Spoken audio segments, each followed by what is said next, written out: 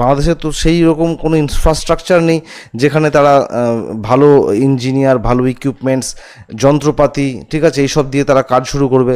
ধরুন বাংলাদেশে একটা ব্রিজ তৈরি হবে, সেই ব্রিজ তৈরি করার জন্য যে ইকুইপমেন্টস দরকার, যে জিনিসগুলো দরকার, সেগুলো তারা কী করবে? সেগুলো তো বাংলাদেশে নেই। তাকে তো কোনো একটা বাইরের দেশের কোম্পানিকে তাকে সেটা টেন্ডার দিতে হবে। সেই টেন্ডার কী করবে? সেই টেন্ডার চীন নেবে। চীন বলবে আমি ব্রিজ বানিয়ে দিচ্ছি, এবং ব্রিজ বানিয়ে দেওয়ার জন্য ধরুন $100 মিলিয়ন খরচ হলো। সে $100 মিলিয়ন কোথা থেকে বাংলাদেশ দেবে?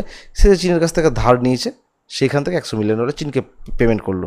তার মানে এক কথায় চীন টাকা দিচ্ছে, চীন কাজ দিচ্ছে, এবং সেই টাকা ফেরত নিয়ে নিচ্ছে আবার, এবং ধারের মধ্যে ডুবে থেকে যাচ্ছে কে? বাংলাদেশ, অথবা যেই দেশটা সে তার কাছ থেকে টাকাটা নিয়েছে। এইভাবে আস্তে আস্তে আস্তে আস্তে এরকম বিভিন্ন ধরনের প্রোগ্রেস, বিভিন্ন ধরনের ইনভেস্ট করে করে যে $5 বিলিয়ন বাংলাদেশকে দেওয়া হলো, সেই $5 বিলিয়ন তারা শেষ করে ফেলবে। যে টাকাটা দিল সেই টাকাটা শেষ, এবার বাকি পড়ে থাকলো কি? সুদ।